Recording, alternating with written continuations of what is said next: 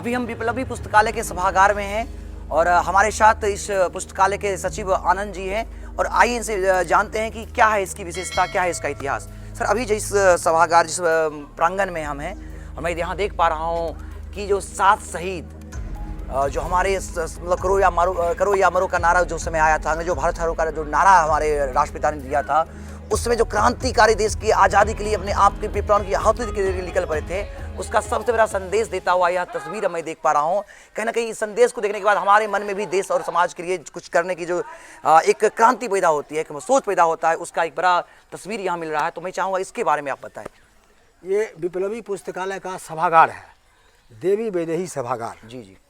एक वैदेही देवी हम लोगों की चाची थी, राजेंद्र राजन की भाभी। जी जी। वो उन्होंने ये 3.5 कट्ठे ज़मीन जी अपने हिस्से का दान कर दिया और इसी पर ये 2003 में जी जी इस सभागार का निर्माण हुआ। सर यहाँ और हम लोगों ने उन्हीं के नाम से देवी वैदेही सभागार, उनकी यादगारी में देवी वैदेही सभागार का नामांकन किया। सर, ये जो मैं देख रहा हूँ कि यहाँ एक मीरा का, ये मीराबाई, जी जी, मीराबाई कृष्ण की जोगन थी, कृष्ण की बहुत बड़ी भक्तन थी। उनकी तस्वीर यहाँ पर लगी हुई है, बहुत सुंदर कलाकृति के रूप पे सजी हुई। ये कृष्ण की भक्ति और जोगन ही नहीं थे, ये उस समय के नारी विद्रोह जी जी की प्रतीक थी। जी बिल्कुल। जिस समय नारी को घर के चौखट से बाहर जी बिल्कुल निकलने पर पाबंदी थी, जी जी, घर से बाहर नहीं निकल सकती है। और खासकर ये मीराबाई जो कृष्ण की भक्ति में लीन होकर जो भजन करती थी, भजन में जाया समाज करती की थी, रूढ़िवादिता को तोड़कर, हाँ, जो इन पर रोक थी उस रोक को तोड़ के, चौखट को लांग के इन्होंने कृष्ण की भक्ति में नारियों को संदेश दिया कि नारी भी मानव है, नारी की भी कद्र होनी चाहिए, नारी भी कला की प्रतीक है। अच्छा, हाँ, आपने बिल्कुल सही कहा कि जब मीराबाई के पति मर गए थे और उसमें पति के मरने के बाद जो है कहीं ना कहीं वैधव्य में सती होना पड़ता था, उन्होंने इस चीज को उसका भी इन्होंने विरोध किया जी, और अपने मतलब उन्होंने कहा कि कृष्ण को ही मैंने पति मान चुका हूँ। हाँ, इस कृष्ण की भक्ति भगवान के रूप में भी मानती थी और कृष्ण की भक्ति में लीन हो गई और नारी विद्रोह का प्रतीक बन गई। अच्छा, इस सभागार की क्या उपलब्धियां हैं यहाँ का? पहले यहाँ आया जाए। जी जी, आपने पूछा इस शहीद स्मारक जी, तो ये देख रहे हैं शहीद स्मारक। जी जी। बेगूसराय के निम्न 6 सपूतों ने देश की आज़ादी के लिए 26 जनवरी 1931 को शहादत दी थी। जी जी। जिसमें चंद्रशेखर भैरवार, छट्ठू रतनपुर, बनारसी पसारा, रामचंद्र बंदवार 2 अज्ञात थे। आप बेगूसराय में टेढ़ीनाथ मंदिर चौक देख रहे हैं। जी जी बिल्कुल। टेढ़ीनाथ मंदिर चौक पर एक शहीद स्मारक है। उसी टेढ़ीनाथ मंदिर चौक पर जब अंग्रेज़ों के खिलाफ जुलूस निकला था, जो विद्रोहियों ने निकाला था, अंग्रेज़ों के विद्रोहियों ने, जो क्रांतिकारियों ने, अंग्रेज के विरुद्ध, हाँ, अंग्रेज के विरुद्ध जो क्रांतिकारियों ने जुलूस निकाला था, जो जुलूस निकालना प्रतिबंधित था और जुलूस निकाला गया, तो अंग्रेज की पुलिस की बौछार हुई, गोली की बौछार हुई इन लोगों पर, जुलूस पर। जिस जुलूस में टेढ़ीनाथ मंदिर चौक पर ही इन लोगों की मौत हुई, ये शहीद हो गए। हमारे बेगूसराय जिले के जो गौरव थे, हमारे बेगूसराय जिले के जो 6 क्रांतिकारी थे, टेढ़ीनाथ मंदिर चौक पर ही ये शहीद हुए और वहीं पर शहीद स्मारक जो बना हुआ है, इन्हीं की याद में, इन्हीं लोगों की याद में शहीद स्मारक बना। भले ये शहीद हो गए, लेकिन उन्होंने जो आज़ादी की परिकल्पना उन्होंने की थी, आज आज़ाद भारत के हम लोग नागरिक हैं और हमें गर्व है कि उनकी शहादत के बदौलत नहीं, हम लोग कहते हैं कि हमारा देश आज़ाद है। नहीं, और ये कहीं ना कहीं सर संपूर्ण राष्ट्र और संपूर्ण बेगूसराय उनका ऋणी रहेगा।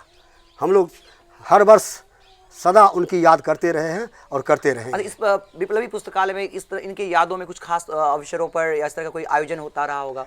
आयोजन होता है 23 मार्च को अमर शहीद भगत सिंह बलिदान दिवस के अवसर पर हर वर्ष आयोजन किया जाता है। एक बड़ी सभा लगती है और देश के तमाम साहित्यकार, लेखक, कवि, विद्वान यहाँ आते हैं, अपना संदेश देते हैं और हम यहाँ इस इलाके के पूरे जिला के लोग जमा होते हैं उसके संदेश को सुनने के लिए और जागृति पैदा उससे होती है हर साल। और फिर 2 अक्टूबर को भी महात्मा गांधी जयंती के अवसर पर 2 कार्यक्रम, बड़े कार्यक्रम यहाँ किए जाते हैं हर साल। कहीं ना कहीं ये जो पुस्तकालय है, ये क्रांतिकारियों की एक ऐसी सोच है जिन्होंने उस समय आज़ाद भारत की परिकल्पना की और आज समाज में समाजवाद की परिकल्पना कर रही है, समाज में मानव कल्याण की परिकल्पना कर रही है। हाँ, उन्हीं से प्रेरणा लेकर, वो लोग ही प्रेरणा स्रोत थे जिनसे प्रेरणा लेकर पीढ़ी दर पीढ़ी आज हम लोग चौथी पीढ़ी इस पुस्तकालय का संचालन कर रहे हैं। असल में ये जो हमारे राष्ट्रपिता बापू महात्मा गांधी जी, इनके बारे में मैं चाहूँगा कि इनका जुड़ाव रहा इस पुस्तकालय से, और इनकी जो सुंदर मूर्ति मैं यहाँ देख पा रहा हूँ, उनका एक स्टैचू बना हुआ है, इसके बारे में बताएं। ये महात्मा गांधी जिनके बारे में आप सब जानते हैं। जी। और हमने कहा कि स्वतंत्रता सेनानी ब्रजमोहन शर्मा जी जो महात्मा गांधी के साथ संग कभी काम किया करते थे। जी। और उन्हीं से प्रेरणा लेकर जो महात्मा गांधी का विचार था, जो इस देश को शांति के रूप में या अहिंसक आंदोलन करके, सत्य और अहिंसा के द्वारा, जरिए हम इस देश को आज़ाद करेंगे। तो इनका विचार भी सही था और इनके विचारधारा पर भी हम लोगों को मैंने लगा कि इनका विचारधारा भी सही है। आपको नहीं लगता कि मैंने इस पुस्तकालय में मैंने देखा एक तरफ चंद्रशेखर आजाद, एक तरफ भगत सिंह, और एक तरफ कहीं ना कहीं मतलब एक तरफ क्रांति भी, और कहीं एक तरफ सत्य और अहिंसा का संदेश देता हुआ ये राष्ट्रपिता महात्मा गांधी का भी जो तस्वीर मैं यहाँ देख पा रहा हूँ। फिर मैं देख पा रहा हूँ उधर आप देख सकते हो जो हमारे कथा सम्राट प्रेमचंद्र, कहीं ना कहीं क्रांतिकारी, कथा सम्राट, राष्ट्र के लिए मर मिटने वाले हमारे राष्ट्र पुरुषों का ये मतलब हर तरह के जो ना कहीं समाज को निर्माण करने वाला जो हमारे महापुरुषों का संगम है, उस संगम को मैं यहाँ पा रहा हूँ। सर क्या कहें? इस संगम जो देख रहे हैं आप, इस संगम की महत्वपूर्ण भूमिका इस देश को आज़ाद कराने में प्रेमचंद जो उस समय जो सामाजिक कुरीतियाँ थी, जो जुम्मन शेख और अलगू चौधरी की कहानी आप पढ़े होंगे, जो उस समय की जो सामाजिक कुरीतियाँ थी और जो सामाजिक संरचना थी, सामाजिक बनावट थी, और कैसे पंच परमेश्वर कैसे समाज को चलाया जाता था, इन्होंने लगता है कि आज भी वही इस समाज में हो रहा है जो इन्होंने लिखा। और हिंदुस्तान में जो किसानों, मजदूरों, गरीबों को जागृत करने का काम इन्होंने बखूबी किया, और इनकी महत्वपूर्ण भूमिका अपनी रचना के माध्यम से इन्होंने महत्वपूर्ण भूमिका। आप इन्होंने जो पंच परमेश्वर की कहानी, एक अमर कहानी इन्होंने लिखा, आपको नहीं लगता कि जो पंच को उसमें परमेश्वर का दर्जा प्राप्त था, आज न्यायपालिका के प्रति लोगों का अविश्वास मन में बढ़ा है? लोग आज नहीं रही वो बात, वो सम्मान नहीं आज रहा। पंच परमेश्वर नहीं रहे। जी आज पंच हो गए पक्षपाती। जी जो बुला के ले गया, जो 50 बार दरवाजा पर पहुंचा, उसी का पक्ष पंच लेते हैं। ये भारी है मोहब्बत बाग। इसके संस्थापक मोहम्मद सईद और मोहम्मद जाबिर, ये इसी गांव के 2 मुस्लिम कार्यकर्ता। अच्छा भाई इसको क्वेश्चन कर लेते हैं। बोर्ड लगा हुआ है मोहम्मद बाग का। अच्छा आगे यहाँ एगो बोर्ड लगा, हम नाम बोल देते हैं। अंदर घुसते के समय हमने देखा कि लिखा हुआ मोहब्बत। सर जब मैं प्रवेश द्वार से प्रवेश कर रहा था तो मैंने देखा मोहब्बत बाग। सर इसके बारे में जानना, और मैं यहाँ देख रहा हूँ कि तरह तरह के फूल, तरह तरह के छोटे छोटे पौधे यहाँ हैं इस सभागार में, इसके बारे में बताएं। ये इस मोहब्बत बाग के संस्थापक इसी गांव के जो पुस्तकालय से जुड़े हुए हैं, पुस्तकालय समिति के सदस्य हैं, मोहम्मद जाबिर, मोहम्मद सईद। ये इन दोनों ने इस मोहब्बत बाग की स्थापना की थी, और यहाँ पर उनको लगा कि पुस्तकालय में बगीचा होना चाहिए, फूल होना चाहिए, तरह तरह का ये वृक्ष होना चाहिए, पर्यावरण के ख्याल से भी उन्होंने स्थापना की थी। क्योंकि पर्यावरण जो दूषित हो रहा है, इस पर्यावरण को बचाने के लिए उन्होंने स्थापना की थी। और जिस समय में नफरत पैदा हो गया था इस देश में, आज भी पैदा है, धर्म के नाम पर, हिंदू मुसलमान के नाम पर, अगरा पिछड़ा के नाम पर, क्षेत्र के नाम पर, जो धार्मिक उन्माद या क्षेत्रवाद पैदा करके या जातिवाद पैदा करके जो नफरत पैदा किया गया है, जो द्वेष पैदा किया गया है, तो उसका विरोध करते हुए उसको शांति कैसे कायम हो, इसके लिए उसके उलट मोहब्बत, नफरत नहीं मोहब्बत, नफरत नहीं करो, मोहब्बत करो, आपस में मोहब्बत करो, और उसी नाम पर मोहब्बत बाग का नाम रखा गया है। बहुत बहुत धन्यवाद सर आपका, आपने सुंदर विचार हमारे साथ साझा की, बहुत बहुत आभार आपका, धन्यवाद।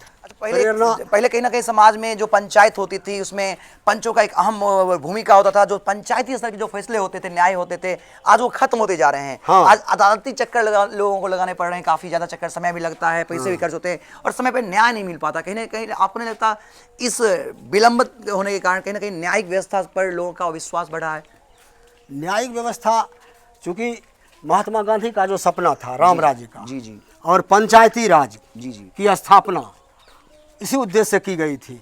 मगर आज पंचायती राज की स्थापना जो हुई है और आज जो चुनाव हो रहे हैं, आज जो सरपंच होते हैं, मुखिया होते हैं, और मुख्य रूप से सरपंच जो न्यायालय चलाते हैं पंचायत के अंदर, जी जी वो भी असफल हो गए हैं न्याय देने में और सुनवाई करने में। जी जी। उनसे भी असंतोष पैदा हो रहा है मैं जनता के यहाँ बीच। मैं दो तस्वीर देख रहा हूँ। एक बहुत बड़े समाज सुधारक कबीर की का जो है मैं मूर्ति देख रहा हूँ यहाँ पर, और एक मैं बगल में देख रहा हूँ डॉक्टर पी गुप्ता का। मैं चाहूँगा इनके बारे में भी डॉक्टर पी गुप्ता के बारे में आप सुने होंगे। जो डॉक्टर पी गुप्ता बेगूसराय में पटना से आए थे, जी जी बंगाल के कहलाते हैं, जी जी और बेगूसराय में डॉक्टर पी गुप्ता की क्लिनिक थी, जी जी वो चट्टी रोड में, जी जी आप देखे होंगे, अब वो बिक गया। जी जी और डॉक्टर पी गुप्ता एक बहुत ही समाज सेवी थे जी जी और सामाजिक जो समाजवादी साम्यवादी विचारधारा से लैस थे, उसमें विश्वास करते थे। जी जी और ये आजकल के जो डॉक्टर हैं, जी जी जो जिनको कह सकते हैं कि आजकल के डॉक्टर गरीबों को लूटते हैं, लेकिन उसी के विरोध में, उसी लूट के विरोध में इन्होंने क्लिनिक खोला। एक अच्छे डॉक्टर थे और 2 रुपया फीस लेकर, मात्र 2 रुपया फीस लेकर इन्होंने बेगूसराय में कई एक वर्षों तक सेवा की और गांव-गांव जाकर इन्होंने जागृति पैदा की और शोषण, जुल्म, अत्याचार जो हो रहे थे इलाके में, बेगूसराय जिला में, इस इलाके में, वहाँ जाके जो वोट देने का अधिकार लोकतंत्र में भी छीना जा रहा था, ये गांव-गांव में जाकर, इलाके में जाकर और जागृति पैदा किए कि अपना अधिकार लड़के हासिल करो। जो आपका अधिकार है उस अधिकार को संघर्ष के जरिए हासिल करो। और यही नहीं, अभी जो डॉक्टर आप जाते होंगे क्लिनिक में, तो अभी के डॉक्टर, अभी तो कोरोना काल है, ऐसा भी अभी तो कोरोना काल है, शीशा के बाहर से आप कहिए और वो जवाब देंगे। मगर उस समय जो हैजा, प्लेग, जो कुष्ठ रोगी हुआ करते थे, गांव-गांव में जो हैजा प्लेग फैलता था, इलाज नहीं था, वहाँ जाके मुसहर टोली में जाके, कामाथान एक भरवार गांव के नज़दीक है, तो वहाँ जाके खुद ये अपने से, उस समय टमटम चलती थी, साइकिल चलती थी, तो वहाँ जाके खुद वो मरीजों की सेवा करते थे। जिस तरह से वो सेवा करती थी मदर टेरेसा, उसी तरह से ये गांव-गांव जाकर मरीजों की सेवा करते थे और उनके अधिकारों को प्राप्त करने के लिए जागरूक करते थे। ये महान समाज सेवी थे, महान चिकित्सक थे और महान मनुष्य थे। इसलिए इनकी मूर्ति, इस पुस्तकालय जो अभी सभागार देख रहे हैं, इस सभागार के बनने में, इस पुस्तकालय के निर्माण में, इस पुस्तकालय को चलाने में, इस पुस्तकालय को खड़ा करने में डॉक्टर पी गुप्ता की अहम भूमिका थी। ये गार्जियन की तरह संरक्षक बन के ये पुस्तकालय को खड़ा करने में इनकी अहम भूमिका थी। और जो अभी देख रहे हैं ये सभागार, इसी जगह पर इस सभागार का शिलान्यास इन्होंने किया था अपने कर कमलों। इन्हीं के द्वारा इस सभागार का शिलान्यास हुआ था और आज इनकी स्मृतियां, आज इनकी मूर्ति के रूप में यहाँ पर हमारे सामने है। जी बहुत बहुत धन्यवाद सर। और कबीर जी के बारे में तो आप भी जानते ही हैं। जी ये हाँ, बहुत समाज के सुधारक थे। अपने समय में कैसे इन्होंने किसी का पक्ष नहीं लिया, अंधविश्वास के विरोधी थे। कांकर पाथर जोड़ के मस्जिद जो चुगाए। इनका कहना था, मोको कहाँ ढूंढो रे बंदे, मैं तो तोरे पास। तो ये आपके मन में है। इन्होंने हमेशा कहा, इन्होंने निर्गुण भक्ति की उपासना की इन्होंने, और संप्रदाय मुक्त, इन्होंने हर सब धर्म को एक समान देखा, सब धर्म को एक समान देखा। और इन्होंने कर्मकांड और सांप्रदायिकता का बहुत विरोध किया इन्होंने। और इसका सारा श्रेय जाता है कि संपूर्ण समाज को इन्होंने जागृत करने का जो धर्म चेतना थी इन्होंने फैलाया। ये पूंजीवाद के विरोधी थे। जी मगर इनके अनुयायी, आज के अनुयायी, कबीर इनके नाम पर ट्रस्ट बना के करोड़ों का बाड़ा न्यारा कर रहे हैं। ये हम लोगों को लगता है कि ये गलत संदेश जा रहा है। इनकी जो भूमिका थी, इनकी जो सोच थी, समझ थी, इसको पीछे ले जा रहे हैं इनके अनुयायी। यही हम लोगों को कष्ट पहुंच रहा है। एक पंक्ति मुझे याद आती है, पोथी पढ़ पढ़ जग मुआ, पंडित भयानक कोय, ढाई अक्षर प्रेम के पढ़ी सो पंडित होए। हाँ, तो लिखा हुआ है यहाँ लिखा भी हुआ है कहीं ना कहीं, पोथी पढ़ी पढ़ी जग मुआ, पंडित भयानक कोय, ढाई अक्षर प्रेम का पढ़े तो पंडित होए। आपको नहीं लगता सर कि जो ये बड़ा संदेश दे रहा है आज के युवाओं को, आज के समाज को? हाँ हाँ, बहुत बड़ा संदेश।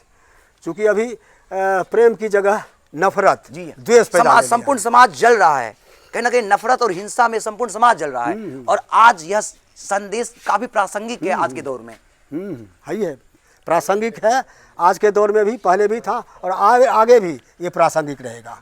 इन महापुरुषों की सोच, उनके विचार समाज के हमेशा प्रासंगिक थे, प्रासंगिक हैं और प्रासंगिक रहेगा। संपूर्ण समाज को अगर कोई जागृत कर सकता है तो राष्ट्र पुरुषों के ये विचार ही। हाँ। हम तमाम सुनने वाले श्रोताओं से अपील करेंगे कि जिस सुंदर भारत की परिकल्पना हमारे शहीद आजम भगत सिंह ने किया था, जिस स्वर्णिम भारत की परिकल्पना हमारे राष्ट्रपिता महात्मा गांधी ने किया था, जिस मानव कल्याण की परिकल्पना हमारे समाज सुधारक कबीर ने किया था, उस सुंदर समाज के निर्माण में आप सब आगे आएं, अहिंसा, सत्य और प्रेम के द्वारा एक सुंदर समाज की नींव रखें, एक सुंदर भारत का निर्माण करें।